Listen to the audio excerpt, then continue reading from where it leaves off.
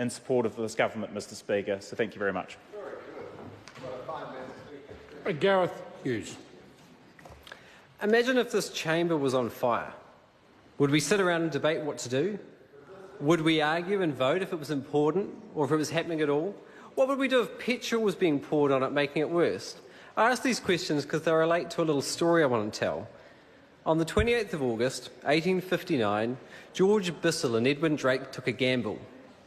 It was a gamble which would pay off financially for them and for many others, but who would have guessed at the time that it could risk the survival of our species?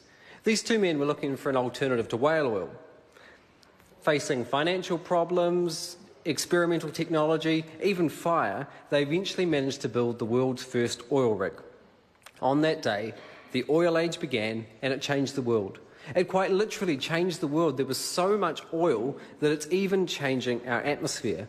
150 years on, scientists say we can't afford to burn 70 to 90% of all the oil we've discovered if we want to avoid a runaway catastrophe.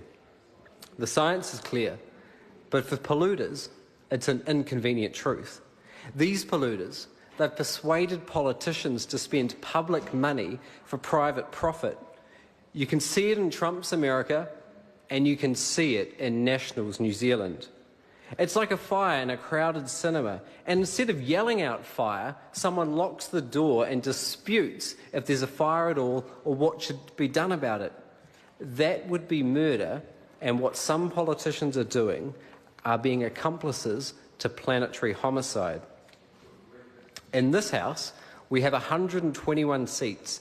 That's twice as many politicians as Maui's dolphins. Yet National is opening up the Maui sanctuary for the last 63 for oil drilling. These 63, they're battling extinction, threatened by fishing nets. They don't need any more risks. It's just one example how National is the pro-pollution party. You just have to look at the facts. They gift the oil industry $46 million a year in tax breaks and subsidies. They'll give them another $800 million to help them decommission their oil rigs.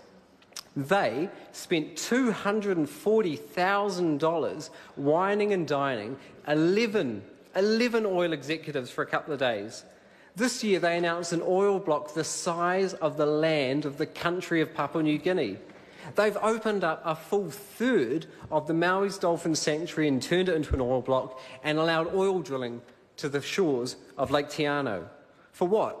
We've seen a succession of oil companies leave New Zealand, and those who choose to stay, they pay the 4th lowest tax plus royalty rates in the world. National's given up on the last of the Maui's dolphins, and they're supporting the last industry we should be supporting. It's like investing in tobacco farms or nuclear weapons factories. Now, history will be the judge, but the Greens know which side we stand on. We will stop deep-sea oil drilling, and we will focus on clean energy. The Stone Age, it didn't end for want of stones. It ended because we had something better, and the oil age will end for the same reason. The good news in New Zealand, we have a wealth of clean energy, and the energy of hundreds of thousands of caring Kiwis to change it. There's a growing movement across this country to stop those who would fan the flames of climate change.